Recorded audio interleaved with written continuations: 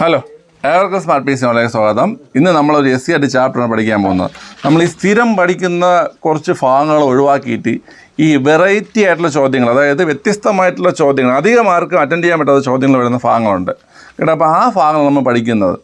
ഇപ്പോൾ ഇതൊക്കെ പല ടോപ്പിക്കാണ്. നമ്മൾ ഏകദേശം SCERT മുഴുവൻ ചാപ്റ്ററുകളും കംപ്ലീറ്റ് ചെയ്തിട്ടുള്ളതാണ്. നമ്മൾ LDC, LGS, പിന്നെ CPO, യൂണിവേഴ്സിറ്റി അസിസ്റ്റൻ്റ്, ആ ഭാഗങ്ങൾ ക്ലാസ്സിൻ്റെ ഭാഗമായിട്ടൊക്കെ നമ്മൾ SCERT മുഴുവൻ കാര്യങ്ങൾ നമ്മൾ കംപ്ലീറ്റ് ചെയ്തതാണ്. അപ്പോൾ നമ്മൾ SCERT പ്ലസ് NCERT ഒരു പഠനം, NCERT പോർഷൻസ് കൂടെ നമ്മൾ പഠിക്കാൻ പ്ലാൻ ചെയ്യുകയാണ്. അപ്പോൾ ആദ്യം നമ്മൾ SCERTയിൽ വ്യത്യസ്തമായിട്ടുള്ള കുറേ ചാപ്റ്ററുകളുണ്ട്, പലപ്പോഴും ചോദ്യം വന്നിട്ടുള്ള ചാപ്റ്ററുകളാണ്. അപ്പോൾ അതൊക്കെ നമ്മളൊന്ന് കവർ ചെയ്യാൻ പോവുകയാണ്. ഓക്കെ.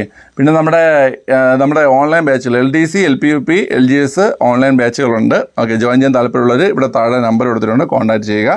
ലൈവ് ക്ലാസ്സാണ്, റെക്കോർഡ് ക്ലാസ് ഇല്ല. നിങ്ങൾക്ക് ഡെയിലി ഒരു 3.5 മണിക്കൂർ ഉറപ്പായിട്ടും ലൈവ് ക്ലാസ് ഉണ്ടാവും, വ്യത്യസ്തമായ ടോപ്പിക്കുകൾ ഉൾപ്പെടുത്തിക്കൊണ്ട്. ഓക്കെ, രാവിലെയും വൈകുന്നേരവും ബാച്ചുകളുണ്ട്. ജോയിൻ ചെയ്യാൻ താല്പര്യമുള്ളവർ എന്ത് ചെയ്യുക, കോൺടാക്ട് ചെയ്യുക. ഓക്കെ, അപ്പോൾ നമുക്ക് നേരെ ആ ക്ലാസ്സിലേക്ക് പോകാം. നമ്മളിന്ന് പഠിക്കാൻ പോകുന്ന ചാപ്റ്റർ ഏതെന്ന് വെച്ച് കഴിഞ്ഞാൽ ജലവുമായി ബന്ധപ്പെട്ട ചാപ്റ്റർ ഉണ്ട്. അതായത് നമ്മളെ ജലപീഠം, പിന്നെ ഉപരിതല ജലം, ഭൂഗർഭജലം, അതൊക്കെ പറയുന്ന ചാപ്റ്ററാണ്, ഇമ്പോർട്ടൻറ്റ് ചാപ്റ്ററാണ്. ഓക്കെ, നമുക്ക് നേരെ ക്ലാസ്സിലേക്ക് പോകാം.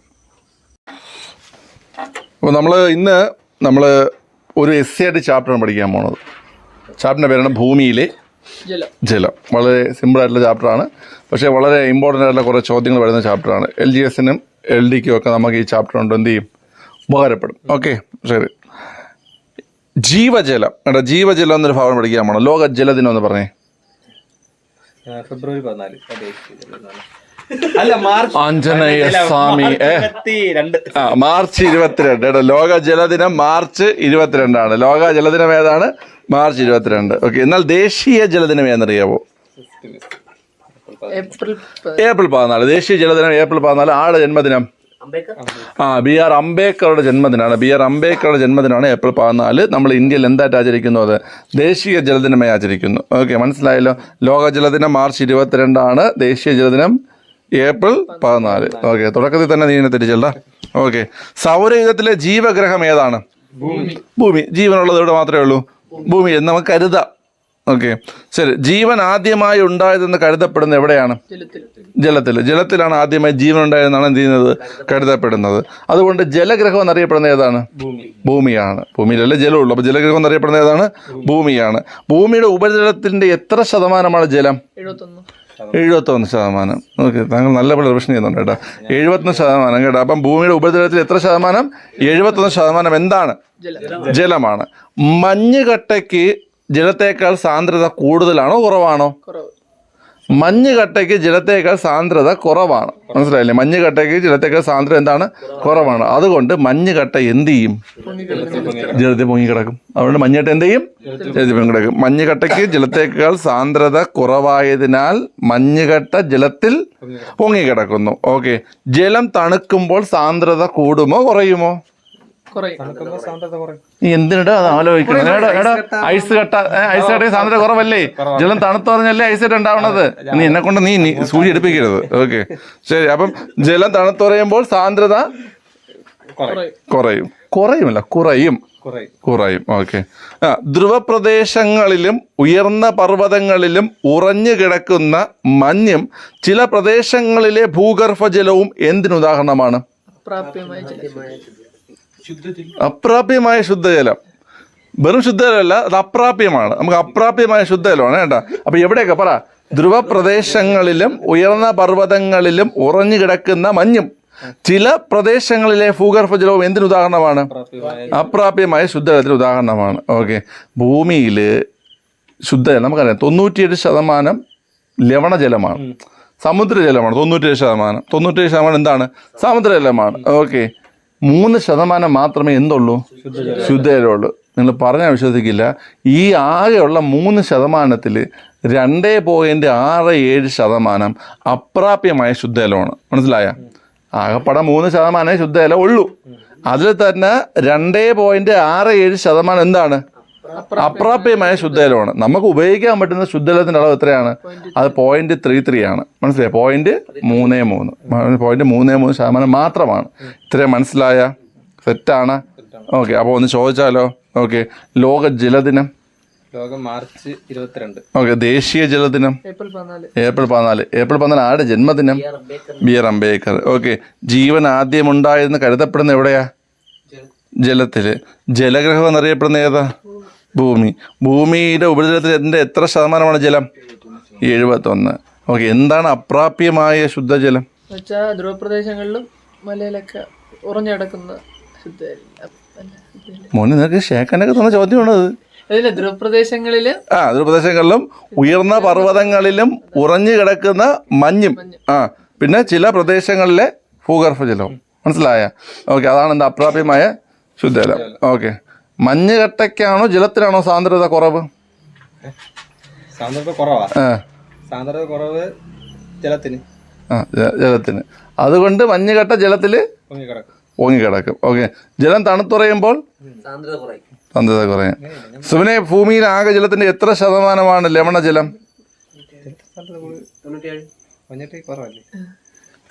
എന്താണ് പ്രശ്നം? സാന്ദ്രത കുറവല്ലേ? നീ എന്ത് പറഞ്ഞു? അല്ല, ജലത്തിന്റെ കേസ്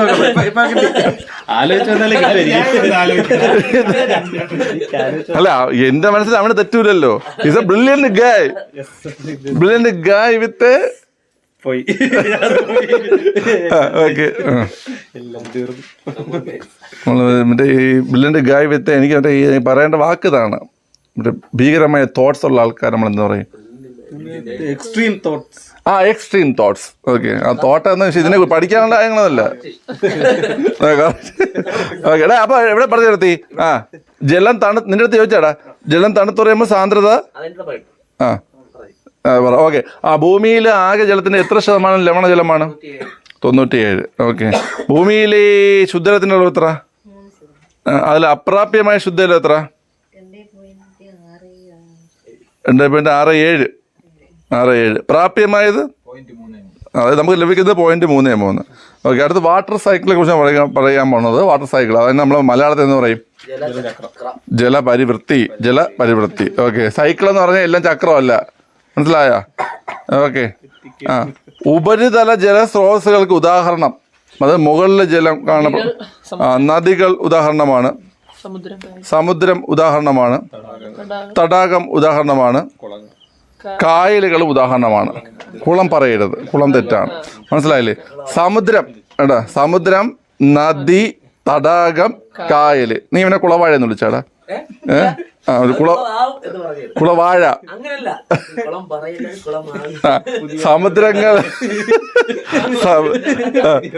സമുദ്രങ്ങൾ, നദികൾ, തടാകങ്ങൾ, കായലുകൾ ഇതൊക്കെയാണ് എന്ത്? ഉപരിതല ജലസ്രോതസ്സുകൾക്ക് ഉദാഹരണം. ഉപരിതല ജലസ്രോതസ്സുകൾക്ക് ഉദാഹരണം ഏതൊക്കെ പറ?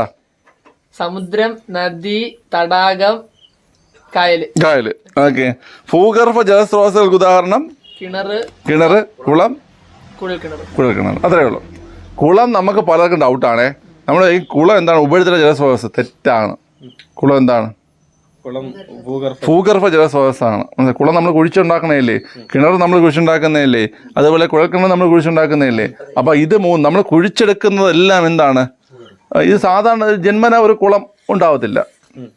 ചിലപ്പോൾ ഉണ്ടാവുന്നിട്ട് ഈ വലിയ വൃക്ഷങ്ങളൊക്കെ നിന്നിട്ട് എന്ത് ചെയ്യുന്നറിയാമോ? അതിങ്ങനെ ദ്രവിച്ച് പോയ ആ ഒരു ഭാഗത്ത് ചിലപ്പോൾ എന്ത് ചെയ്യും, താനേ ചിലപ്പോൾ ഒരു ചെറിയ ഇതുണ്ടാവാം. മനസ്സിലായില്ലേ? അല്ലാതെ ഈ കുളങ്ങളൊക്കെ നമ്മൾ സാധാരണ എന്താണ് ചെയ്യുന്നത്? നമ്മൾ കുഴിച്ചെടുക്കുന്നത്. അതുകൊണ്ട് കുളം ഭൂഗർഭ ജലത്തിന് ഉദാഹരണമാണ്. മനസ്സിലായ? കിണർ ഭൂഗർഭ ജലത്തിന് ഉദാഹരണമാണ്. കുഴൽക്കിണർ ഭൂഗർഭ ജലത്തിന് ഉദാഹരണമാണ്. ഓക്കെ. മണ്ണിൽ സുഷിരങ്ങൾ ഉണ്ട്. ആ അവസ്ഥയെ പറയുന്ന പേരാണ് സുഷിരിതാവസ്ഥ. എന്താണ് സുഷിരിതാവസ്ഥ? ഓക്കെ. അതിന് ഇംഗ്ലീഷിൽ എന്ന് പറയും പോറോസിറ്റി. എന്താണ് പോറോസിറ്റി? ഓക്കെ. പോറോസിറ്റി. അപ്പം മണ്ണിൽ സുഷിരങ്ങളുള്ള അവസ്ഥയാണ് എന്ത്? സുഷിരിതാവസ്ഥ. നമ്മൾ എന്ത് പറയും? പോറോസിറ്റി എന്ന് പറയും. ഓക്കെ. അടുത്ത് സുഷിരിത അവസ്ഥയിലുള്ള പദാർത്ഥത്തിന്റെ ഉദാഹരണമാണ് കളിമണ്ണ്. ഏതാണ്? കളിമണ്ണ്. കേട്ടോ. അപ്പൊ സുഷിരിതാവസ്ഥയിലുള്ള പദാർത്ഥത്തിന്റെ ഉദാഹരണം എന്താണ്? കളിമണ്ണ്. ഓക്കെ. സുഷിരങ്ങൾ പരസ്പരം ബന്ധിപ്പിക്കപ്പെട്ടിരിക്കുന്ന തരം ശിലകളിൽ സുഷിരങ്ങളിലൂടെ ജലത്തിന് നീങ്ങാൻ കഴിയുന്നത് മൂലം ജലലഭ്യത ഉണ്ടായിരിക്കുന്ന ശിലകളുടെ ഗുണവിശേഷമാണ് പ്രവേശനീയത. ഞാൻ പറഞ്ഞുതരാം. അതായത് സുഷിരങ്ങൾ പരസ്പരം ബന്ധിപ്പിക്കപ്പെട്ടിരിക്കുന്നു. മനസ്സിലായോ? ഹോളുകൾ എന്ത് ചെയ്യും? പരസ്പരം ബന്ധപ്പെട്ടിരിക്കുന്ന തരം ശിലകളിൽ, ആ ശിലകളിൽ ഈ സുഷിരങ്ങളിലൂടെ എന്ത് ചെയ്യും? ജലത്തിന് നീങ്ങാൻ കഴിയും. ജലത്തിന് എന്ത് ചെയ്യാൻ പറ്റും? നീങ്ങാൻ കഴിയും. അപ്പോൾ അതുമൂലം ജലലഭ്യത ഉണ്ടായിരിക്കും ചില ശിലകളിൽ. അപ്പോൾ ആ ശിലകളുടെ ആ ഗുണവിശേഷത്തെ പറയുന്ന പേരാണെന്ത്? പ്രവേശനീയത. എന്താണ് പ്രവേശനീയത? മനസ്സിലായോ? സുഷിരങ്ങൾ പരസ്പരം ബന്ധപ്പെട്ടിരിക്കുന്നു. അപ്പോൾ ആ ബന്ധപ്പെട്ടിരിക്കുന്ന സുഷിരം വഴി എന്ത് ചെയ്യാൻ പറ്റും? ജലത്തിന് എന്ത് ചെയ്യാൻ പറ്റും? സഞ്ചരിക്കാൻ പറ്റും. ഓക്കെ, അങ്ങനെ നീങ്ങുന്നത് മൂലം എന്ത് ചെയ്യും? ഈ ശിലകളിൽ ജലലഭ്യത ഉണ്ടാവും. ജലലഭ്യത ഉണ്ടാവും. അപ്പോൾ അതിനെ പറയുന്ന പേരാണെന്ത്? പ്രവേശനീയത. എന്താണ് പ്രവേശനീയത? മനസ്സിലായി? അപ്പോൾ പ്രവേശനീയത മനസ്സിലായി? എന്താ പ്രവേശനീയത? അതായത് ഈ ശിലകളിൽ സുഷിരങ്ങൾ പരസ്പരം പരസ്പരം ബന്ധപ്പെട്ടിരിക്കുന്നു. അതൊരു ജലത്തിന് നീങ്ങാൻ സഞ്ചരിക്കാൻ കഴിയും. അപ്പോൾ ജലലഭ്യത ഉണ്ടാവും. അപ്പോൾ ശിലകളിൽ ജലലഭ്യത ഉണ്ടാവും. അപ്പോൾ ഈ ശിലകളുടെ ഈ ഗുണവിശേഷത്തെ പറയുന്ന പേരാണ് പ്രവേശനീയത. എന്താണ് പ്രവേശനീയത? ഓക്കെ, ഈ പ്രവേശനീയത നമ്മൾ പെർമിയബിലിറ്റി എന്ന് പറയും. എന്താണ് പെർമിയബിലിറ്റി എന്ന് പറയും? അപ്പോൾ പ്രവേശനീയത ഇംഗ്ലീഷ് എന്താണ്? പെർമിയബിലിറ്റി. എന്താണ് പെർമിയബിലിറ്റി? ഓക്കെ, അടുത്ത് ഭൂമിക്കടയിലെ ജലസമൃദ്ധമായ ഭാഗത്തിൻ്റെ മുകൾ പരപ്പ്. പ്രീവിയസ് ചോദ്യമാണ്, ചോദിച്ചിട്ടുള്ള സാധനമാണ്. 10th മെയിൻസ് ചോദിച്ച സാധനമാണ്. ഓക്കെ, ഇതൊക്കെ നമ്മൾ മുമ്പ് ഡിസ്കസ് ചെയ്തിട്ടുള്ള ടോപ്പിക്കാണ്. കാരണം മനസ്സിലായി, ഈ ടോപ്പിക്ക് നമ്മൾ മുമ്പ് എന്ത് ചെയ്തിട്ടുണ്ട്? ഡിസ്കസ് ചെയ്തിട്ടുണ്ട്. ഓക്കെ, ശരി. അപ്പോൾ വീണ്ടും ചോദിക്കുന്നത് എന്താണ്? അപ്പോൾ നമ്മൾ ഈ യൂണിവേഴ്സിറ്റി LGS ചെയ്തപ്പോൾ നിങ്ങൾക്ക് മനസ്സിലായി അത്യാവശ്യം ബേസ് ചോദ്യങ്ങളെല്ലാം നിങ്ങൾക്ക് അറിയാം. സ്ഥിരം ഈ പഠിക്കുന്ന സാധനങ്ങളെടുത്ത് വീണ്ടും പഠിച്ചിട്ട് കാര്യമില്ല. അപ്പോൾ നമ്മൾ വ്യത്യസ്തമായ ഭാഗങ്ങളിലൂടെ എന്ത് ചെയ്യണം? സഞ്ചരിക്കണം. ഓക്കെ, വ്യത്യസ്തമായ ചോദ്യങ്ങൾ വന്നിട്ടുള്ള ഭാഗങ്ങൾ കണ്ടെത്തി എന്ത് ചെയ്യണം? അത് പഠിക്കണം. മനസ്സിലായ? അപ്പോൾ അതാണ് ഈ ഭാഗം. ഓക്കെ, അപ്പോൾ ഭൂമിക്കടിയിലെ ജലസമൃദ്ധമായ ഭാഗം കേട്ടോ, അതിൻ്റെ മുകൾ പരപ്പാണ് എന്ത്? ജലപീഠം. കുട്ടി ശ്രദ്ധിക്കുന്നില്ല, കുട്ടി ഫോണിൽ കളിക്കുന്നതാണ്. കുട്ടിയോട് ഫോൺ മാറ്റി വയ്ക്കാൻ പറ. സോറി പോസറ്റെ 10 മണിക്ക് മാത്സ് വർക്കൗട്ട് കൊടുത്താ മോനെ. അപ്പം ഭൂമിക്കടിയിൽ ജലസമൃദ്ധമായൊരു ഭാഗമുണ്ട്. ആ ഭാഗത്തിൻ്റെ മുകൾ പരപ്പ് അറിയപ്പെടുന്ന പേരാണെന്ത്? ജലപീഠം കേട്ടോ. ജലപീഠം ഇംഗ്ലീഷ് എന്ന് പറയും വാട്ടർ ടേബിൾ. അത്രയേ ഉള്ളൂ, വാട്ടർ ടേബിൾ. ഓക്കെ, മേൽമണ്ണിൽ നിന്ന് ഊർന്നിറങ്ങുന്ന ജലം മണ്ണിലെ സുഷിരങ്ങളിലും പാറ ഇടുക്കുകളിലും സംഭരിക്കപ്പെടും. മനസ്സിലായ? ഇങ്ങനെ സംഭരിക്കപ്പെടുന്ന നീരറകളെ പറയുന്ന പേരാണ് അക്യൂഫറുകൾ. എന്താണ്? അക്യൂഫറുകൾ. ഓക്കെ, അപ്പോൾ ഈ മേൽമണ്ണിൽ നിന്ന് ഊർന്നിറങ്ങുന്ന ജലം എന്ത് ചെയ്യും? പാറ ഇടുക്കുകളിലും മണ്ണിലെ സുഷിരങ്ങളിലും എന്ത് ചെയ്യും? സംരക്ഷിക്കപ്പെടും. സംഭരിക്കപ്പെടും. അപ്പോൾ അതിനെ പറയുന്ന പേരാണ് അക്യൂഫറുകൾ. എന്താണ്? അക്യൂഫറുകൾ. ഓക്കെ, നിങ്ങൾ മിടുക്കന്മാരാണ്, നല്ല പഠിക്കുന്നുണ്ട് കേട്ടോ നിങ്ങൾ. ശരി, അപ്പോൾ പറ ഉപരിതല ജലസ്രോതസ്സുകൾ ഉദാഹരണം: സമുദ്രം, നദികള്, കായല്, തടാകം. ഓക്കെ, ഇതെല്ലാം എന്താണ്?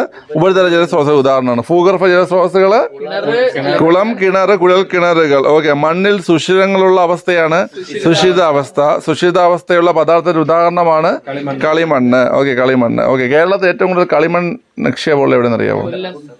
കുണ്ടറയാണ്. കേരള സിറാമിക്സിന്റെ ആസ്ഥാനം എവിടെയെന്നറിയാവോ? കേരള സിറാമിക്സിന്റെ ആസ്ഥാനം ഏതാണ്? കുണ്ടറയാണ്. Okay, Kerala minerals and metals limited ആസ്ഥാനം എവിടെയെന്നറിയാവോ? കുണ്ടറല്ല, ചവറ. കേരള KMML എന്ന് പറയും കേട്ടോ, KMML. Kerala minerals and metals limited ആസ്ഥാനം എവിടെയാണ്? ചവറ. ഓക്കെ, കേരള സിറാമിക്സ് എവിടെയാണ്? കുണ്ടറ. കേരള സിറാമിക്സ് എവിടെയാണ്? കുണ്ടറ. മലബാർ സിമൻസ് എവിടെയാണ്? കോഴിക്കോടല്ല, മലബാർ സിമൻസ് എവിടെയാണ്? മലബാർ സിമൻസ് വാളയാർ. ഓക്കെ, വാളയാർ എന്നൊക്കെ ഓർമ്മ ആരെയാണ്? ഏത്? പരമശിവൻ PSCക്ക് ഉണ്ടാടാ പഠിക്കാൻ? ഇല്ല. ഓക്കെ, അപ്പൊ ആരെ ഓർക്കാൻ പാടില്ല ക്ലാസ് ഇരിക്കുമ്പോൾ. വാളയാർ എന്ന് പറഞ്ഞാൽ വാളയാർ എന്താണ്? മലബാർ സിമൻസ്. അത്രേ ഉള്ളൂ. മനസ്സിലായ? ഓക്കെ, പരമശിവത്തെ നീ ഓർത്ത? പരമശിവത്തെ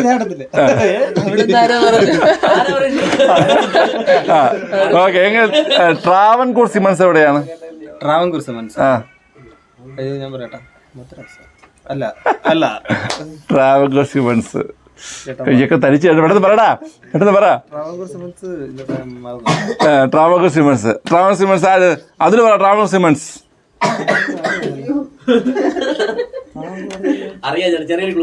നായി തുടങ്ങി കമ്മിൽ അവസാനിക്കും. നാവായിക്കുളത്തിൽ എവിടെ കമ്മ അവസാനിക്കുന്നത്? നാട്ടകം കോട്ടയം കേട്ടാ. മാറിപ്പോടുന്നത് മലബാർ സിമൻസ് വാളയാറാണ്. മലബാർ സിമൻസ് എവിടെയാണ്? വാളയാറാണ്. ട്രാവൻകൂർ സിമൻസ് എവിടെയാണ്? നാട്ടകം കോട്ടയം. അപ്പൊ Malabar cements Walayar. Okay, Travancore cements Nattakom. Okay, Kerala ceramics Kundara. Kerala minerals and metals limited Chavara. Okay.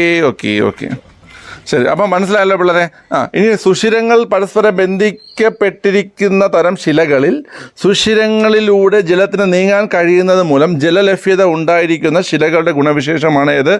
പ്രവേശനീയത അല്ലെങ്കിൽ പെർമിയബിലിറ്റി എന്ന് പറയും. ഭൂമിക്കടിയിൽ ജലസമൃദ്ധമായ ഭാഗത്തിന്റെ മുകൾ പരപ്പാണ് ജലപീഠം.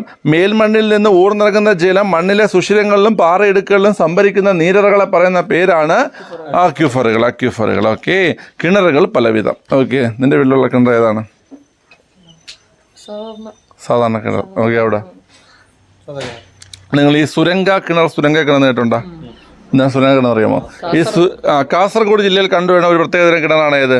സുരംഗ കിണർ. നമ്മൾ കിണർ എങ്ങനെയാണ് താഴോട്ട് ഒഴിക്കണ ചെയ്യുന്നത്. ഇത് ആൾക്കാർ മലഭാഗം തുരക്കും. അതായത് ഇങ്ങനെ സ്ക്വയറായിട്ട് തുറന്നിട്ട് എന്ത് ചെയ്യും, ഉള്ളിലേക്ക് കിണർ ഒഴിക്കും. ഇങ്ങനെ ഒഴിക്കും കിണർ, മനസ്സിലായേ? കഴിച്ച് ഇങ്ങനെ പോയതിന് ശേഷം എന്ത് ചെയ്യാൻ പറ്റും, നമുക്ക് അകത്ത് ഒരു ജലഭാഗം ഉണ്ടാവും, അവിടെ നമുക്ക് എന്ത് ചെയ്യാം, കിണർ വെള്ളം എടുക്കാൻ പറ്റും. അതിനെ പറയുന്നതാണ് സുരംഗ കിണർ. എന്താണ് സുരംഗ കിണർ? അതായത് മലയിൽ ഇങ്ങനെ ഒരു സ്ക്വയറായിട്ടൊരു സാധനം ഒരു തുരങ്കം പോലെ വെട്ടി ഉണ്ടാക്കിയിട്ട് എന്ത് ചെയ്യും, ഒരു വഴി ഉണ്ടാക്കിയിട്ട് അകത്തുനിന്നുള്ള വെള്ളം എന്ത് ചെയ്യും, എടുക്കും. അവൻ്റെ പറയുന്ന പേരാണെന്ത്? സുരംഗ കിണർ. എന്താണ് സുരംഗ? അപ്പോൾ സുരംഗ കിണർ കാണപ്പെടുന്ന എവിടെയാണ്? കാസർഗോഡ്. മറക്കരുതേ. ഓക്കെ. ജലപീഠം. നമ്മൾ പറഞ്ഞത് ജലപീഠം എന്ന് പറഞ്ഞാൽ എന്താണ്? ജലസമൃദ്ധമായ ഭാഗത്തിന്റെ മുകൾ ഭാഗത്തെ പറയുന്ന പേരാണെന്ത്? ജലപീഠം. ഈ ജലപീഠം ഏറെ താഴെയാണെങ്കിൽ ഏത് കിണറായിരിക്കും നല്ലത്? കുഴൽ കിണർ. കുഴൽ കിണറിൽ ഇംഗ്ലീഷിൽ എന്ന് പറയും ബോർവെല്ലല്ല, ട്യൂബ് വെൽ എന്ന് പറയും കേട്ടോ. Tube well. ബോർവെല്ലും കുഴൽ കിണറല്ലേ? ബോർവെല്ലും കുഴൽ കിണറാണ്, ട്യൂബ് വെല്ലും കുഴൽ കിണറാണ്. Okay, tube well. പട്ടി കഴിയണല്ലേ? എന്ത് രസമാണെന്ന്? പ്രശ്നമാണ്. ഓക്കെ, പ്രശ്നമാണ്. ഒരു പ്രശ്നം നാം ഇവിടെ കാണുന്നു. ഓക്കെ, ശരി. മണൽ നിറഞ്ഞ പ്രദേശങ്ങളിൽ നാളെ ചിലപ്പോൾ ഇതിൽ ആരെങ്കിലും കാണത്തില്ല, കമ്പനി നാളെ പനിയൊക്കെ പിടിച്ച് കിടക്കും. ഇവിടെ ഇവന്മാരെല്ലാം അങ്ങനെയാണ്. ഞാൻ ഇവിടെ ചുമ്മാ ഇരുന്ന് ഓരോ പുളു കഥകൾ പറയും. പിറ്റേതാത് അവരൊക്കെ ലീവാണ്. ചോദിച്ചാൽ തലവേദന, പനി, മക്കളെ അങ്ങനെ ഒന്നുമില്ല എന്ന് പറയപ്പെടുന്നു. കേട്ടോ? ഓക്കെ, ശരി. മണ്ണിൽ നിറഞ്ഞ പ്രദേശങ്ങളിൽ നിർമ്മിക്കുന്ന മണൽ നിറഞ്ഞ പ്രദേശങ്ങളിൽ നിർമ്മിക്കുന്ന ആഴം കുറഞ്ഞ കുഴൽ കിണറുകൾ. അരിപ്പാ കിണറുകൾ. ഏതാണ്? അരിപ്പാ കിണറുകൾ. മണൽ നിറഞ്ഞ പ്രദേശങ്ങളിൽ നിർമ്മിക്കുന്ന ആഴം കുറഞ്ഞ കുഴൽ കിണറുകൾ പറയുന്ന പേരെന്താണ്? അരിപ്പാ കിണറുകൾ. എന്താണ്? അരിപ്പാ കിണറുകൾ. അരിപ്പാ കിണർ എന്താന്ന് പറയും ഇംഗ്ലീഷിൽ? Filter point Wells. എന്താണ് ഫിൽറ്റർ പോയിന്റ് വെൽസ്? അവൻ എടുത്തോണ്ട് ഇങ്ങനെ ആക്കിയൊക്കെ നോക്കിയാണ് അവൻ. നിനക്ക് ഇതിന്റെ ഈ സാധനത്തിന്റെ ഇംഗ്ലീഷ് പേര് നിനക്ക് അറിയാവോ? പിന്നെ എന്തിനടുത്ത് ഇങ്ങനെ ആക്കി നോക്കിയത്? ഇങ്ങനെ വെച്ചിട്ട് ഇങ്ങനെ മനസ്സുകൊണ്ട് ഇങ്ങനെ ആലോചിച്ച് നോക്കിയാണ് ഈ സാധനത്തിന്റെ പേരെന്തിരുന്ന്. എന്തിന് രജി, എന്റെ പേരെന്തിനാണ്? നമ്മൾ ഈ മാവ് കരിക്കുന്ന സാധനത്തിന്റെ പറയണ പോസ് ചെയ്താണ്ട. ഓക്കെ, അപ്പോൾ മനസ്സിലായി. അപ്പോൾ മണൽ നിറഞ്ഞ പ്രദേശങ്ങളിൽ നിർമ്മിക്കുന്ന ആഴം കുറഞ്ഞ കുഴൽക്കിണറുകളാണ് അരിപ്പാ കിണറുകൾ. പ്രവേശനീയത തീരെ ഇല്ലാത്ത രണ്ട് ശിലാപാളികൾക്കിടയിലായി സ്ഥിതി ചെയ്യുന്ന പ്രവേശനീയത ഏറെയുള്ള ഒരു ശിലാപാളി കുഴിച്ചാൽ അതിലൂടെ ജലം സമ്മർദ്ദം കൊണ്ട് ഉയർന്ന് ഉപരിതലത്തിലെത്തുന്ന തരത്തിൽ നിർമ്മിക്കുന്ന കിണറുകളാണ് ഏത്? ആർട്ടീഷ്യൻ കിണറുകൾ. ഞാനത് പഠിപ്പിച്ചിട്ടുണ്ട് മുമ്പ്, നമുക്ക് ഓർമ്മയില്ലേ? അതായത് രണ്ട് നമ്മൾ പ്രവേശനീയത നമ്മളെന്താ പറഞ്ഞു, സുഷിരങ്ങൾ നമ്മൾ ബന്ധിക്കപ്പെട്ടിട്ട് അതുവഴി ജലം കടന്നു പോകുന്നതാണ് പ്രവേശനീയത. അപ്പോൾ രണ്ട് ഈ നടുക്ക് നീ ഒരു കൈ വെച്ചാണ്. ഇത് പ്രവേശനീയത കുറഞ്ഞ ഒരു ശിലാപാളി, ഇത് പ്രവേശനീയത കുറഞ്ഞ മറ്റൊരു ശിലാപാളി, ഇത് പ്രവേശനീയത കൂടിയത്. അപ്പോൾ ഇത് നമ്മൾ തുറന്ന് കഴിഞ്ഞാൽ എന്ത് ചെയ്യും? നമുക്കിത് വെള്ളം കിട്ടും. അപ്പോൾ ഈ ഇറിവി നിൽക്കണോണ്ട്, ഇതിൻ്റെ രണ്ടിൻ്റെ ഇടയിൽ ഇറിവി നിൽക്കണോണ്ട് വെള്ളം എന്ത് ചെയ്യും? സമ്മർദ്ദം മൂലം മുകളിലോട്ട് പൊങ്ങി വരും. മനസ്സിലായല്ലേ? ഓക്കെ, അപ്പോൾ അങ്ങനെ നിർമ്മിക്കുന്ന കിണറുകൾ പറയുന്ന പേരാണ് ആർട്ടീഷ്യൻ കിണറുകൾ. മനസ്സിലായ? അപ്പോൾ പ്രവേശനീയത കേട്ടോ. നിനക്ക് പ്രവേശനീയത ഡൗട്ടുണ്ടോ? ഇല്ല, നിനക്ക് ഡൗട്ടില്ല പ്രവേശനീയത ഒന്നും വെച്ചാൽ ശിലകളിലൂടെ എന്ത് ചെയ്യും? സുഷിരങ്ങളിലൂടെ വെള്ളം പോയിട്ട് ജലലഭ്യത, അതാണ് പ്രവേശനീയത. ഇവിടെ പറയുന്നത് വെച്ചാൽ രണ്ട് പ്രവേശനീയത കുറഞ്ഞ് ശിലാപാളികൾക്കിടയിൽ ഒരു പ്രവേശനീയത കൂടി ശിലാപാളി ഉണ്ടാകും. അപ്പോൾ ആ പ്രവേശനീയത ഉള്ള ശിലാപാളി നമ്മൾ തുറക്കുന്ന സമയത്ത് എന്ത് ചെയ്യും? സമ്മർദ്ദം മൂലം എന്ത് ചെയ്യും? ജലം മുകളിലേക്ക് വീഴുന്നത്. അപ്പോൾ അങ്ങനെ നിർമ്മിക്കുന്ന കിണറുകളെ പറയുന്ന പേരാണ് ആർട്ടീഷ്യൻ കിണറുകൾ. ആർട്ടീഷ്യൻ കിണറുകൾ. ഓക്കെ, ആർട്ടീഷ്യൻ കിണറുകൾ ആദ്യമായി പ്രചാരത്തിലായത് ഫ്രാൻസിലെ ആർട്ടോയ്സ് എന്ന സ്ഥലത്താണ് കേട്ടോ. ഫ്രാൻസിലെ ആർട്ടോയ്സ് എന്ന സ്ഥലത്താണ്. ഓക്കെ, അടുത്ത് ജലപീഠം. ജലപീഠം ഭൗമോപരിതലത്തെ സ്പർശിക്കുന്ന ഇടങ്ങളിൽ ജലം ഭൂമിക്കുള്ളിൽ നിന്നും ഉപരിതലത്തിലൂടെ ഒഴുകുന്ന പ്രതിഭാസമാണ് നീരുറവ. മനസ്സിലായി എന്താണ് നീരുറവ? അപ്പം നമ്മൾ ജലപീഠം പറഞ്ഞു. ജലപീഠം എന്താണ് പറഞ്ഞേ? ഭൂമിക്കിടയിലെ ജലസമൃദ്ധമായ ഭാഗത്തിന്റെ ഉപരിപഥമാണ് ഏത്? ജലപീഠം. ഈ ജലപീഠം ചില ഭാഗങ്ങൾ എന്ത് ചെയ്യുന്നറിയാമോ? ഭൗമോപരിതലത്തിൽ സ്പർശിക്കും. അപ്പം ആ ഇടങ്ങളിൽ ജലം ഭൂമിക്കുള്ളിൽ നിന്നും എന്താണ് ഉപരിതലത്തേക്ക് ഒഴുകും. അപ്പം അതിനെ പറയുന്ന പേരാണെന്ത്? നീരുറവ അല്ലെങ്കിൽ സ്പ്രിംഗ് എന്ന് പറയും. നീരുറവ അല്ലെങ്കിൽ സ്പ്രിംഗ് എന്ന് പറയും. ഓക്കെ, ഇതൊക്കെ നാളെ നല്ല അടിപൊളി പഠിച്ചില്ലെങ്കിൽ ഞാൻ തുലയ്ക്കും ക്ലാസ്സിൽ കേട്ടോ. ശരി, അടുത്ത് ചില സ്ഥലങ്ങളിൽ ഞാൻ ഈ പഠിപ്പിക്കുന്ന കാര്യങ്ങൾ ഞാൻ ഓഫ്ലൈൻ ക്ലാസ്സിൽ ഞാൻ ചോദ്യം ചോദിക്കാറുണ്ട്. നിങ്ങൾ ഈ ക്ലാസ് കണ്ട് പഠിക്കുന്ന കുട്ടികൾ നിങ്ങൾ സ്വയം തന്നെ ഇത് പഠിച്ചെടുത്തോണം. മനസ്സിലായി? നിങ്ങൾ റിവിഷൻ ചോദിക്കാനും ആരുമില്ല. അപ്പം നിങ്ങൾ തന്നെ സ്വയം നിങ്ങളുടെ ടീച്ചറോ ആവണം, നിങ്ങൾ കുട്ടിയാവണം. അല്ലെങ്കിൽ നിങ്ങൾ എന്ത് ചെയ്യണം? കുറച്ച് ആൾക്കാരെയൊക്കെ സെറ്റ് ചെയ്തിട്ട് പരസ്പരം അങ്ങോട്ടും ഇങ്ങോട്ടും ചോദിച്ച് കമ്പനീഷൻ നടത്തണം. അത് ഭയങ്കര ഉപകാരമുള്ളൊരു കാര്യമാണ്. മനസ്സിലായില്ലേ? ഇപ്പോൾ ഈ പഠിപ്പിക്കുന്ന സാധനം നാളെ ഇവർ പഠിച്ചിട്ട് വരും. ഞാൻ അപ്പോൾ ചോദ്യം ചോദിച്ചവർ എന്ത് ചെയ്യും? ഉത്തരം പറഞ്ഞില്ലെങ്കിൽ എനിക്ക് വഴക്കൊക്കെ കൊടുക്കും. അപ്പോൾ അത് പഠിച്ചാൽ നല്ല പഠിച്ചിട്ട് വരും. അപ്പം നിങ്ങൾക്ക് അങ്ങനെയല്ല, നിങ്ങൾ സ്വന്തമായിട്ട് പഠിക്കുന്ന ആൾക്കാരാണ്. അപ്പോൾ സ്വയം പഠിച്ചെടുക്കുക, അല്ലെങ്കിൽ ആരുടെയും സഹായം തേടുക. ഓക്കെ, അപ്പോൾ അത് മനസ്സിലായ? ചില സ്ഥലങ്ങളിൽ നീരുറവകളിൽ നിന്ന് ഒഴുകുന്ന വെള്ളത്തിന് ചൂടുണ്ടായിരിക്കും. മനസ്സിലായ? അപ്പോൾ അതുകൊണ്ട് അതറിയപ്പെടുന്നത് ചൂട് നീരുറവ. അത്രയേ ഉള്ളൂ. ചൂടുണ്ടെങ്കിൽ ചൂട് നീരുറവ. ഇംഗ്ലീഷ് എന്ന് പറയും ഹോട്ട് സ്പ്രിംഗ്. എന്താണ്? Hot spring. അത്രയേ ഉള്ളൂ. ഓക്കെ.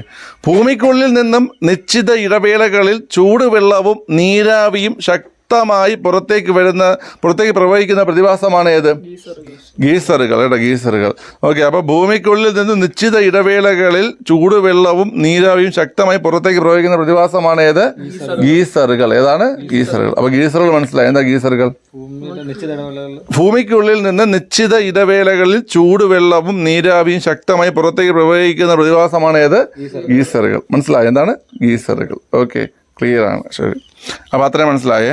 അമേരിക്കയിലെ യെല്ലോസ്റ്റോൺ നാഷണൽ പാർക്കിലെ ഓൾഡ് ഫെയ്ത്ത്ഫുൾ ഗീസറിന് ഉദാഹരണമാണ്. നമ്മൾ മുമ്പ് പഠിച്ചിട്ടുണ്ട്. അമേരിക്കയിലെ യെല്ലോസ്റ്റോൺ നാഷണൽ പാർക്കിലെ ഓൾഡ് ഫെയ്ത്ത്ഫുൾ എന്തിന് ഉദാഹരണമാണ്? ഗീസറിന് ഉദാഹരണമാണ്. ഓക്കെ, ഈ അതിലുപരി ഞാൻ തുലയ്ക്കും. നീ എന്തിനുണ്ട് അവിടെ? ഏത്? എടാ, അത് നെക്സ്റ്റ് വീക്ക് എക്സാം ടോപ്പിക്സ് എന്നും പറഞ്ഞിട്ട് അതങ്ങ് പിൻ ചെയ്താൽ പോരെ, പ്രശ്നം തീരത്തില്ലേ? ഏടാ, ഇതിങ്ങനെ മൺഡേ ട്യൂസ്ഡേ എന്നും പറഞ്ഞ് നിങ്ങളിങ്ങനെ അത് പൗസ് ചെയ്തടാ. എത്ര മിനിറ്റായി? എടാ, കുടിവെള്ളത്തിനായി കാസർഗോഡ്, ദക്ഷിണ കന്നഡ ജില്ലകളിലുള്ളവർ ഉപയോഗിക്കുന്ന മാർഗ്ഗമാണ് സുരംഗ കിണർ. നമ്മൾ നേരത്തെ പറഞ്ഞായിരുന്നു അല്ലേ? സുരംഗ കിണറിന്റെ ഇംഗ്ലീഷാണ് ഹൊറിസോണ്ടൽ വെല്ല്. എന്താണ് ഹൊറിസോണ്ടൽ വെല്ല്? കേട്ടോ, നമ്മൾ നേരത്തെ പറഞ്ഞേ സുരംഗ കിണർ എന്ന വിദ്യ ഇവിടെ എത്തിയത് അറേബ്യയിൽ നിന്നുമാണെന്ന് കരുതപ്പെടുന്നു. എവിടെ നിന്നാണ്? അറേബ്യയിൽ. അപ്പോൾ സുരംഗ കിണർ എന്ന വിദ്യ ഇവിടെ എത്തിയത് എവിടെ നിന്നാണ്? വളരെ അറേബ്യയിൽ നിന്നാണ്. കേട്ടോ. ഓക്കെ, അടുത്ത ഭൂമിക്കുള്ളിലെ വിടവുകളിലൂടെ താണിറങ്ങുന്ന ജലം മാഗ്മയുമായി സമ്പർക്കത്തിലാവുന്നത് കൊണ്ട് രൂപം കൊള്ളുന്നതാണ് ചൂട് നീരുറവയും ഗീസറുകളും. മനസ്സിലായ? അപ്പോൾ ഭൂമിക്കുള്ളിലെ വിടവുകളിലൂടെ താഴ്ന്നിറങ്ങുന്ന ജലം ആരുമായി സമ്പർക്കത്തിലിടും? മാഗ്മയുമായി സമ്പർക്കത്തിലാവുകയും അതിനുശേഷം രൂപം കൊള്ളുന്നതാണ് ഏത്? ചൂട് നീരുറവകളും ഗീസറുകളും. മാഗ്മ എന്ന് പറഞ്ഞാൽ എന്താണ്? ലാവ. അത് എന്താണ്? ചൂടാണ് അല്ലേ? ചൂടാണ്. ഓക്കെ, ഭയങ്കര ചൂടാണ്. അപ്പോൾ അതുമായി ജലം ചേരുന്ന സമയത്ത് ഉണ്ടാകുന്നതാണ് ചൂട് നീരുറവയും ഗീസറുകളും. ഓക്കെ, മനസ്സിലായല്ലോ? അപ്പോൾ അത്രയും ക്ലിയർ ആണല്ലോ. ശരി, അപ്പോൾ പെട്ടെന്നൊന്ന് പറഞ്ഞു പോകാം. ജലപീഠം ഏറെ താഴെയാണെങ്കിൽ അഭികാമ്യം കുഴൽക്കിണർ. മണൽ നിറഞ്ഞ പ്രദേശങ്ങളിൽ നിർമ്മിക്കുന്ന ആഴം കുറഞ്ഞ കുഴൽക്കിണറുകളാണ് അരിപ്പക്കിണർ. കേട്ടോ. ഈ പ്രവേശനീയത തീരെയില്ലാത്ത രണ്ട് ശിലാപാളികൾക്കിടയിലായി സ്ഥിതി ചെയ്യുന്ന പ്രവേശനീയത ഏറെയുള്ള ഒരു ശിലാപാളി കുഴിച്ചാൽ അതിലൂടെ ജലം സമ്മർദ്ദം കൊണ്ട് ഉയർന്ന ഉപരിതലത്തിലേക്ക് എത്തുന്ന തരത്തിൽ നിർമ്മിക്കുന്ന കിണറുകളാണ് ഏത്? ആർട്ടീഷ്യൻ കിണറുകൾ. ആർട്ടീഷ്യൻ കിണറുകൾ പ്രസിദ്ധമായ സ്ഥലമാണ് ഫ്രാൻസിലെ ആർട്ടോയ്സ്. ജലപീഠം ഭൗമോപരിതലത്തെ സ്പർശിക്കുന്ന ഇടങ്ങളിൽ ജലം ഭൂമിക്കുള്ളിൽ നിന്ന് ഉപരിതലത്തിലൂടെ ഒഴുകുന്ന പ്രതിഭാസമാണ് ഏത്? നീരുറവ. ചില സ്ഥലങ്ങളിൽ നീരുറവകളിൽ നിന്നൊഴുകുന്ന ജലത്തിന് ചൂടുണ്ടായിരിക്കും, അതുകൊണ്ട് ചൂട് നീരുറവ. ഭൂമിക്കുള്ളിൽ നിന്ന് നിശ്ചിത ഇടവേളകളിൽ ചൂടുവെള്ളവും നീരാവിയും ശക്തമായി പുറത്തേക്ക് പ്രവഹിക്കുന്ന പ്രതിഭാസമാണ് ഗീസറുകൾ. അമേരിക്കയിലെ യെല്ലോസ്റ്റോൺ നാഷണൽ പാർക്കിലെ ഓൾഡ് ഫെയ്ത്ത്ഫുൾ ഗീസറിന് ഉദാഹരണമാണ്. പിന്നെ സുരംഗ കിണർ കാസർഗോഡും ദക്ഷിണ കാനഡയും കാണപ്പെടുന്നു. പിന്നെ പറഞ്ഞ എന്താണ്? അറേബ്യയിൽ നിന്നാണ് സുരംഗ കിണർ എന്ന വിദ്യ ഇവിടെ വന്നത്. ഭൂമിക്കുള്ളിലെ വിടവുകളിലൂടെ താണിറങ്ങുന്ന ജലം മാഗ്മയുമായി സമ്പർക്കത്തിലാവുന്നത് കൊണ്ട് രൂപം കൊള്ളുന്നതാണ് ഏത്? ചൂട് നീരുറവയും ഗീസറുകളും. ഓക്കെ, ഇനി വളരെ കുറച്ചേ ഉള്ളൂ. ഇവിടെ തണ്ണീർത്തടങ്ങൾ, ജലമലിനീകരണം, ജലസംരക്ഷണം, അത്രയേ ഉള്ളൂ. പൗസ് ചെയ്യാൻ പോണമായി. പൗസ് ചെയ്തോളാം, കുടിക്കട്ടെ. ഇവിടെ ഉപരിതല ജലം സംഭരിക്കപ്പെടുന്ന സ്വാഭാവിക ഇടങ്ങൾ എന്താണ്? തണ്ണീർത്തടങ്ങൾ. ഉപരിതല ജലം സംഭരിക്കപ്പെടുന്ന സ്വാഭാവിക ഇടങ്ങളാണ് എന്ത്? തണ്ണീർത്തടങ്ങൾ. ഓക്കെ, വയലുകൾ കുളം, ചതുപ്പ് നിലങ്ങൾ തുടങ്ങിയ എല്ലാ താഴ്ന്ന പ്രദേശങ്ങളും തണ്ണീർത്തടങ്ങൾ എന്ന വിഭാഗത്തിൽപ്പെടുന്നു. മനസ്സിലായോ? ഏതൊക്കെയാ? വയലുകൾ തണ്ണീർത്തടമാണ്. വയലുകളിൽ എന്തുണ്ടാ? ഈ ഉപരിതല ജലം സംഭരിക്കുന്നുണ്ട്. ഓക്കെ. കുളങ്ങളിൽ എന്ത് ചെയ്യുന്നുണ്ട്? ഉപരിതല ജലം സംഭരിക്കുന്നുണ്ട്. ചതുപ്പ് നിലങ്ങളിൽ എന്തുണ്ട്? ഉപരിതല ജലം സംഭരിക്കുന്നുണ്ട്. തുടങ്ങിയ എല്ലാ താഴ്ന്ന പ്രദേശങ്ങളും തണ്ണീർത്തടങ്ങൾ എന്ന വിഭാഗത്തിൽ എന്ത് ചെയ്യുന്നുണ്ട്? പെടുന്നുണ്ട്. ഓക്കെ. പ്രകൃതിയിലെ സ്വാഭാവിക ജലസംഭരണികളാണ് എന്ത്? തണ്ണീർത്തടങ്ങൾ. അപ്പം പ്രകൃതിയിലെ സ്വാഭാവിക ജലസംഭരണികളാണ് തണ്ണീർത്തടങ്ങൾ. ലോക തണ്ണീർത്തട ദിനം ഏതാണ്? ഫെബ്രുവരി 2. ഓക്കെ. ഈ തണ്ണീർത്തടങ്ങളുടെ സംരക്ഷണത്തിന് വേണ്ടിയിട്ട് ആരംഭിച്ചൊരു ഉടമ്പടിയാണ് ഏത്? റംസാർ ഉടമ്പടി. റംസാർ ഉടമ്പടി. അപ്പോൾ റംസാർ ഉടമ്പടിയിൽ ഈ റംസാർ സൈറ്റുകൾ നിലവിൽ എത്ര ആണെന്ന് അറിയാമോ ഇന്ത്യയിൽ? 82 81. ഒരു സെക്കൻഡ് നോക്കിയോട്ടെ, പുതിയ അപ്ഡേറ്റ് ആയിട്ടുണ്ട്. അത് 80 ആണോ? നിലവിൽ 80 റംസാർ സൈറ്റ് ഉണ്ട്. 80 പുതിയ അപ്ഡേഷൻ പ്രകാരം 80 റംസാർ സൈറ്റാണ് ഇന്ത്യയിൽ ഉള്ളത്. ഓക്കെ. കേരളത്തിൽ ആദ്യമായി റംസാർ സൈറ്റിൽ ഇടുന്ന എഴുതാനെന്നറിയോ? വേമ്പനാട് കായലാണ്. അത് വേമ്പനാട് കായലാണ്. കേരളത്തിൽ നിന്ന് ആദ്യമായി റംസാർ പട്ടികയിൽ ഇടുന്ന എഴുതാരാണ്? വേമ്പനാട് കായലാണ്. ഓക്കെ, ശരി. അടുത്ത് ജലമലിനീകരണം. എന്താണ് ജലമലിനീകരണം? ഐക്യരാഷ്ട്ര സംഘടനയുടെ കണക്ക് പ്രകാരം പ്രതിദിനം ലോകമൊട്ടാകെ ജലത്തിലേക്ക് തള്ളപ്പെടുന്ന മാലിന്യങ്ങൾ 20 ലക്ഷം ടൺ മാലിന്യങ്ങളാണ് കേട്ടോ. ഇതൊക്കെ നമുക്ക് ഇനി അപ്ഡേഷൻ മാറിക്കാണ്. ഇത് പഴയ SCRT അല്ലേ? ഓക്കെ, അതൊക്കെ ജസ്റ്റ് ഒന്ന് പറഞ്ഞു പോയാൽ മതി. അടുത്ത് ജലത്തിൻ്റെ ഭൗതിക ഗുണങ്ങളിലും രാസഗുണങ്ങളിലും ജൈവപരമായ സവിശേഷതകളിലും വരുന്ന ഹാനികരമായ മാറ്റമാണ് ഏത്? ജലമലിനീകരണം. ഓക്കെ, ജലമലിനീകരണം. താങ്കൾ പറഞ്ഞതിൽ പഞ്ചുണ്ട്, സൂത്രം മാറിപ്പോയി കേട്ടോ. ഓക്കെ. അപ്പോൾ ജലത്തിൻ്റെ ഭൗതിക ഗുണങ്ങളിലും രാസഗുണങ്ങളിലും പറ എന്താടാ? രാസഗുണങ്ങളിലും ജൈവപരമായ സവിശേഷതകളിലും വരുന്ന ഹാനികരമായ മാറ്റമാണ് ഏത്? ജലമലിനീകരണം. ഹാനികരമായ മാറ്റമാണ് ജലമലിനീകരണം. ജലമലിനീകരണം നിയന്ത്രിക്കുന്നതിന് ഇന്ത്യയിൽ നിലവിലുള്ള നിയമമാണ് ജലമലിനീകരണ നിരോധന നിയന്ത്രണ നിയമം. ഏത് വർഷം? അടുത്ത 74. ഓക്കെ. വർഷം തോറും കേരളത്തിന് എത്ര മഴ ലഭിക്കുമെന്നറിയോ? 300 സെന്റിമീറ്റർ കേരളത്തിൽ ലഭിക്കുന്ന മഴ. അത് നമ്മൾ കഴിഞ്ഞ LGS ചോദിച്ച ചോദ്യമാണ്. ഇപ്പോഴത്തെ അല്ല, ഈ വരാമോണ LGS ഇപ്പോൾ യൂണിവേഴ്സിറ്റിക്കല്ല, അതിനു മുമ്പ് വേരിയസ് ഡിപ്പാർട്ട്മെന്റ് LGS പരീക്ഷയ്ക്ക് എന്ത് ചെയ്തിട്ടുണ്ട്? ചോദിച്ചിട്ടുണ്ട്. നോ പ്ലീസ് കേട്ടെ. കോട്ടുമായിട്ടോണ്ടിരിക്കുന്ന അവിടെ നോക്കിയപ്പോഴും കുറേ ഞാൻ നേരത്തെ ഈ ജലമലിനീകരണം പറഞ്ഞു തുടങ്ങിയപ്പോൾ തുറന്ന വായാണ്. ഇപ്പം ഈ ഞാൻ വെച്ച രാത്രിയൊക്കെ ആയില്ലേ, ഇപ്പം പെട്ടെന്ന് കഴിയുമായിരിക്കുമെന്ന്. ഇത് ഞാൻ പറഞ്ഞ് 300 സെന്റിമീറ്റർ പറഞ്ഞ് അങ്ങോട്ട് നോക്കിയപ്പോഴും അങ്ങനെ തന്നെ ഇരിക്കുന്നു. ഓക്കെ, ശരി. അപ്പോൾ വർഷം തോറും കേരളത്തിൽ ലഭിക്കുന്ന മഴ എത്രയാണ്? 300 സെന്റിമീറ്റർ ആണ് കേട്ടോ. 300 സെന്റിമീറ്ററിൽ അധികം കൂടുതൽ കിട്ടാം. ഓക്കെ. ഭൂപ്രകൃതി അനുസരിച്ച് കേരളം കിഴക്ക് നിന്ന് പടിഞ്ഞാറോട്ട് ചരിഞ്ഞാണ് സ്ഥിതി ചെയ്യുന്നത്. ലാലേട്ടനെ പോലെ ഒരു ചരിവ് ആർക്കുണ്ട്? കേരളത്തിനുണ്ട്. എവിടെ നിന്ന് എങ്ങോട്ട്? കിഴക്ക് നിന്ന് പടിഞ്ഞാറേക്ക് കേട്ടോ. കിഴക്ക് നിന്ന് പടിഞ്ഞാറേക്ക്. ഓക്കെ. ലാലേട്ടൻ്റെ ചരിവ് എങ്ങനെയാണ്? വടക്ക് നിന്ന് ഇടത്തോട്ടാ? എടാ, ഈ പറ്റുവിലേക്ക് എന്തിനിടെ പറയാൻ പോണത്? അപ്പൊ ഭൂപ്രകൃതി അനുസരിച്ച് കേരളം കിഴക്ക് നിന്ന് പടിഞ്ഞാറോട്ട് ചരിഞ്ഞാണ് എന്ത് ചെയ്യുന്നത്? സ്ഥിതി ചെയ്യുന്നത്. ഓക്കെ. ഇനി ലാസ്റ്റ് ഭാഗത്തേക്ക് നമ്മൾ കിടക്കാൻ പോവുകയാണ്. ജലസംരക്ഷണം. ഏറ്റവും ശുദ്ധമായ ജലം എത്ര മോനെ? അല്ല, ഏതാ മോനെ? മഴവെള്ളം. ഏതാ മോനെ? ഏറ്റവും ശുദ്ധമായ ജലം ഏതാണ്? മഴവെള്ളമാണ് കേട്ടോ. കേരളത്തിൽ ഒരു വർഷം മഴയായി പെയ്യുന്ന ജലം എത്തുന്ന ഇട്ട് കഴിഞ്ഞാൽ 120 ഘനമീറ്ററാണ്. 120 ഘനമീറ്റർ. കേരളത്തിൽ ലഭിക്കുന്ന മഴ ചോദിച്ചു കഴിഞ്ഞാൽ 300 സെന്റിമീറ്ററിലധികം. ഇനി മഴയായി പെയ്യുന്ന ജലം ചോദിച്ചാൽ ഏകദേശം എത്രയാണ്? 120 ഘനമീറ്ററാണ് കേട്ടോ.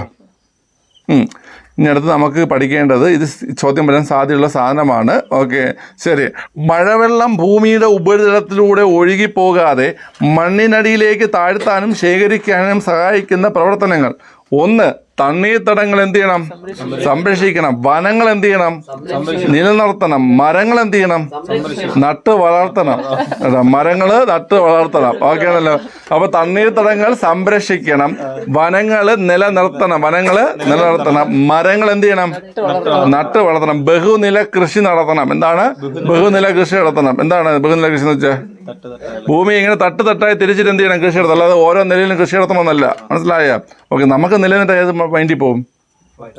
ഫ്ലാറ്റിലൊക്കെ പോകും. അതല്ല സംഭവം. ഇതെന്താണ്? ഇങ്ങനെ ഫ്ലാറ്റ് പോലെ തട്ടായിട്ട് എന്ത് ചെയ്യണം? കൃഷി നടത്തണം. ഓക്കെ. നീയാണെങ്കിൽ ഏറ്റവും താഴെത്തട്ടിൽ ഏത് കൃഷിയായിരിക്കും? താഴെത്തട്ടില്ല മരിച്ചിന്. എന്തുകൊണ്ട് ഏറ്റവും താഴെത്തട്ടിൽ മരിച്ചിന്? നമുക്ക് പെട്ടെന്ന് വേല അല്ല മറ്റാണെങ്കിൽ വേല് പുറത്ത് ഇല്ല ചേട്ടാ ഞാൻ നടുവില്ല. താഴെത്തട്ടിൽ ഞാൻ നടത്തില്ല. ഓക്കെ. തട്ട് കൃഷി എന്താണ്? തട്ട് കൃഷി അത് ഇത് ഈ പറഞ്ഞൊക്കെ തന്നെ ബഹുനില കൃഷി, തട്ട് കൃഷി, പിന്നെ പുതയിടൽ. പുതയിടൽ എന്താണ്? അത് തന്നെയാണ് ഈ കരിയിലേക്ക് വെച്ചിട്ട് നമ്മൾ പുതയിടൽ എന്ന് പറയുന്നത് കേട്ടോ. പിന്നെ തടയണകൾ നിർമ്മിക്കുക. എന്താണ്? തലയണയല്ല, തടയണയാണ്. തടയണകൾ നിർമ്മിക്കുക. കയ്യാലകൾ നിർമ്മിക്കുക. എന്താണ്?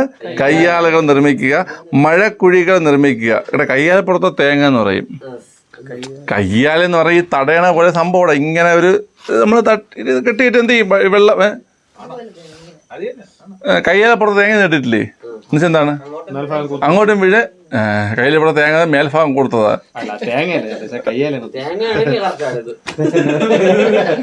കയ്യാല ഇത് നമ്മൾ ഈ വെള്ളം തടഞ്ഞു നിർത്തുന്ന സംവിധാനം, അത്രേ ഉള്ളൂ.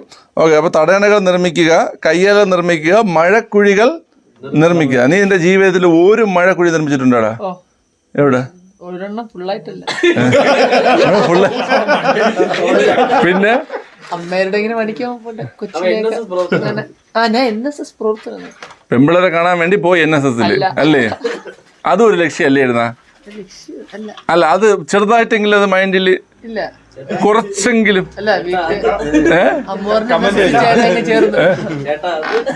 ചേട്ടാ അത് ഇല്ല അത് അംഗീകരിക്കുക. NSSന്റെ പൂർണ്ണരൂപം പറ. ഏത് വർഷമാണ് NSS ആരംഭിച്ചത്?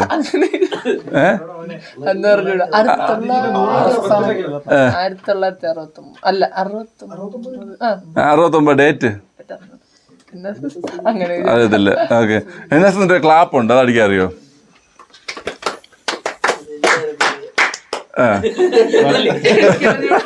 എല്ലാം എല്ലാം NSS ക്യാമ്പിൽ പോയിട്ടുണ്ട്. ലക്ഷ്യം ഒന്ന് മാത്രം.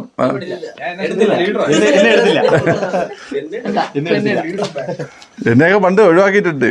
എന്നെയും ശ്രീത്തിനെയും ബിജിത്തിനെയും ഗുണ്ടകളെ ആവശ്യമുള്ളത് NSS ആവശ്യമുള്ളത് കൊണ്ട് ഒഴിവാക്കിയിട്ടുണ്ട്. ഓക്കെ. അതൊക്കെ ഒരു അനുഭവം. ശരി, ക്ലിയർ ആണല്ലോ. അപ്പം മഴക്കുഴികൾ നിർമ്മിക്കുക, ഇതൊക്കെയാണ് എന്ത്? ജലസംരക്ഷണ മാർഗങ്ങൾ. ഈ നമ്മൾ ഈ LGS മെയിൻസിൻ്റെ ക്ലാസ് വെക്കുന്ന സമയത്ത് ഒരു ദിവസം ഒരു കമൻറ്റ് വന്നത് ഞാൻ കണ്ടതാണ്. സംസാരം കുറച്ചിട്ട് കൂടുതൽ കാര്യം പഠിപ്പിക്കുമെന്നു. നിങ്ങൾ ആ LGS യൂണിവേഴ്സിറ്റി LGS എന്ന പ്ലേലിസ്റ്റ് നോക്കണം. ഓക്കെ. എന്തുമാത്രം ക്ലാസ്സുകൾ നമ്മൾ ഇട്ടിട്ടുണ്ടെന്ന്. ഓക്കെ. ഇത്രയും ഫ്രീ ക്ലാസ്സുകൾ വേറെ ഒരു ചാനലും ഉണ്ടാകത്തില്ല. ഇത്രയും കൃത്യമായ ഒരു പരീക്ഷയ്ക്ക് വേണ്ടിയിട്ട് എനിക്കത് പറയാൻ പറ്റും. ഉണ്ടെങ്കിൽ കാണിക്കുക. ഇത്രയും ഒരു പരീക്ഷ ഫോക്കസ് ചെയ്ത് ഇത്രയും ഫ്രീ ക്ലാസ്സുകൾ വേറെ ഏത് ചാനലിൽ വന്നിട്ടുണ്ടെന്ന്. ആ ക്ലാസ് മാത്രം കണ്ട് കുട്ടികൾക്ക് നല്ല മാർക്കുണ്ട്. എനിക്കൊരു സന്തോഷമുണ്ട്. ഒരുപാട് കുട്ടികൾ വിളിച്ച് പറഞ്ഞു നമ്മുടെ ആ ക്ലാസ് മാത്രമാണ് ഫോളോ ചെയ്തതെന്ന്. മനസ്സിലായില്ലേ? നമ്മളിവിടെ നിന്ന് കളിയും ചിരിയും എല്ലാം നമ്മൾ പറയുകയും ചെയ്യും, പഠിക്കേണ്ടത് പഠിക്കുകയും ചെയ്യും. മനസ്സിലായില്ലേ? ഓക്കെ. പിന്നെ അത് ആ കുട്ടി പറഞ്ഞതിൽ എനിക്ക് വിഷമമൊന്നുമില്ല. പരീക്ഷയ്ക്ക് കുറച്ച് സമയമേ ഉള്ളൂ. പിന്നെ നമ്മൾ ഇതുപോലെയാണ് പഠനം എന്ന് പറഞ്ഞു കഴിഞ്ഞാൽ അത് നമുക്ക് ഒരു ബോറായിട്ട് തോന്നരുത്. എന്ത് ചെയ്യണം? പഠിക്കണം. നമ്മൾ ഇപ്പോൾ കളിയും തമാശയും പറഞ്ഞ് നമ്മൾ പഠിക്കുന്ന സമയത്ത് നമുക്ക് എന്ത് ചെയ്യും? നമ്മുടെ മൈൻഡ് എപ്പോഴും ആക്റ്റീവായിട്ടിരിക്കും, ഫ്രഷ് ആയിട്ടിരിക്കും. മനസ്സിലായില്ലേ? വേറെ ആ ഒരു ഇതിൻ്റെ ഈ ക്ലാസ്സിൻ്റെ ആ ഒരു ഭാഗത്തു നിന്ന് തോട്ട് വെളിയോട്ട് പോകാതെ എന്ത് ചെയ്യും? ഇതിനകത്ത് നിൽക്കും. ഇപ്പം നമ്മൾ രണ്ട് തമാശ പറഞ്ഞ് ചിരിച്ചിട്ട് നമ്മൾ അടുത്ത പോയിന്റ് പഠിക്കുമ്പോൾ എന്ത് ചെയ്യും? ആ ഫ്രഷ് മൈൻഡിലേക്ക് അതങ്ങ് കയറും. മനസ്സിലായില്ലേ? ഓക്കെ. അതുകൊണ്ടാണ് ഇങ്ങനെയൊക്കെ ക്ലാസ് പോകുന്നത്. താല്പര്യമുള്ളവർ കൂടെ കൂടുക, അല്ലാത്തവർക്ക് എന്ത് ചെയ്യാം? വേറെ ക്ലാസ്സുകളിലേക്ക് പോകാം. ഓക്കെ. ശരി. അപ്പോൾ അത്രയും പറഞ്ഞുകൊണ്ട് മതിയാക്കുന്നതിന് മുമ്പ് ഞാൻ ചോദിക്കുകയാണ്. ഓക്കെ. ഈ ജലത്തിൻ്റെ ഭൗതിക ഗുണങ്ങളിലും രാസഗുണങ്ങളിലും ജൈവപരമായ സവിശേഷതകളും വരുന്ന ഹാനികരമായ മാറ്റമാണ് ജലമലിനീകരണം. ജലമലിനീകരണം നിയന്ത്രിക്കുന്നതിന് ഇന്ത്യയിൽ നിലവിലുള്ള നിയമമാണ് ജലമലിനീകരണ നിരോധന നിയന്ത്രണ നിയമം. ഏത് വർഷം? 1974 വർഷം തോറും കേരളത്തിൽ ലഭിക്കുന്ന മഴ എത്രയാണ്? 300 സെന്റിമീറ്റർ ആണ്. ഭൂപ്രകൃതി അനുസരിച്ച് കേരളം കിഴക്ക് നിന്ന് പടിഞ്ഞാറോട്ട് കിഴക്ക് നിന്ന് പടിഞ്ഞാറോട്ട് ചരിഞ്ഞാണ് സ്ഥിതി ചെയ്യുന്നത്. ഏറ്റവും ശുദ്ധമായ ജലമാണ് ഏത്? മഴവെള്ളം. കേരളത്തിന് ഒരു വർഷം മഴയായി പെയ്യുന്ന ജലം എത്രയാണ്? 120 ഘനമീറ്റർ ആണ്. കണ്ണെതിരെ ശരിയല്ല കേട്ടോ. ഓക്കെ. മഴവെള്ളം ഭൂമിയുടെ ഉപരിതലത്തിലൂടെ ഒഴുകി പോകാതെ മണ്ണിനടിയിലേക്ക് താഴ്ത്താനും ശേഖരിക്കാനും സഹായിക്കുന്ന പ്രവർത്തനങ്ങളാണ്. മറന്നാ? തണ്ണീർത്തടങ്ങൾ സംരക്ഷിക്കണം, വനങ്ങൾ നിലനിർത്തണം, മരങ്ങൾ നട്ട് വളർത്തണം, വെച്ച് പിടിപ്പിക്കണം. അതുപോലെ തന്നെ തട്ട് കൃഷി, ബഹുനില കൃഷി, തടയണകൾ നിർമ്മിക്കുക, പുതയിടുക, കയ്യാലകൾ നിർമ്മിക്കുക, പിന്നെ ലാസ്റ്റ് പറഞ്ഞ മഴക്കുഴികൾ നിർമ്മിക്കുക കേട്ടോ. ഇതൊക്കെ നമ്മൾ പഠിച്ചതാണല്ലേ. ഓക്കെ. കയ്യാലപ്പുറത്തിരിക്കുന്ന തേങ്ങ എന്ന് വെച്ചാൽ എന്താണ്? അങ്ങോട്ടും ഇങ്ങോട്ടും പോകാത്ത കയ്യിലപ്പുറത്ത് തേങ്ങ എന്ന് വെച്ചാൽ എന്താണ്? സ്ഥിരതയില്ല. അതായത് സ്ഥിരതയില്ലാത്ത ഒരാളായിരിക്കും. മനസ്സിലല്ലേ? അങ്ങോട്ടും പോവാം ഇങ്ങോട്ടും പോവാം. ഓക്കെ. പച്ച മലയാളത്തിലൊരു പഴഞ്ചൊല്ലുണ്ട്, അത് ഇവിടെ പറയാൻ പറ്റത്തില്ല. ഓക്കെ, ക്ലിയർ ആണല്ലോ. ശരി, അപ്പോൾ നമുക്ക് അടുത്ത ക്ലാസ്സിൽ നമുക്ക് എന്ത് ചെയ്യാം, കാണാം. ഓക്കെ, അപ്പോൾ പറഞ്ഞാൽ മറക്കണ്ട, നമ്മുടെ ഈ ക്ലാസ്സുകളും രീതിയിലൊക്കെ ഒന്ന് ഇഷ്ടപ്പെടുന്നെങ്കിൽ മാത്രം നമ്മളെ ഫോളോ ചെയ്താൽ മതി. ഓക്കെ, ശരി. നമ്മൾ ഇന്ന് വരെ ഒരു വീഡിയോയിലും നമ്മളെ സബ്സ്ക്രൈബ് ചെയ്യാനോ നമ്മളെ വീഡിയോ താഴെ കമൻറ്റ് ചെയ്യാനൊക്കെ പറഞ്ഞിട്ടുണ്ട്. ചോദ്യങ്ങളെല്ലാം തന്നിട്ട് എന്ത് ചെയ്യും, പറയും, നിങ്ങൾ അതിൻ്റെ ഉത്തരം അറിയാൻ കമൻറ്റ് ചെയ്യാൻ പറഞ്ഞിട്ടുണ്ട്. അല്ലാതെ ലൈക്ക് ചെയ്യാനോ ഷെയർ ചെയ്യാനോ ഒന്നും നമ്മൾ പറഞ്ഞിട്ടില്ല. നമ്മളെ സംഭവങ്ങളൊക്കെ ഇഷ്ടപ്പെടുന്ന ആൾക്കാർ മാത്രം എന്ത് ചെയ്താൽ മതി, ഫോളോ ചെയ്താൽ മതി. ഓക്കെ,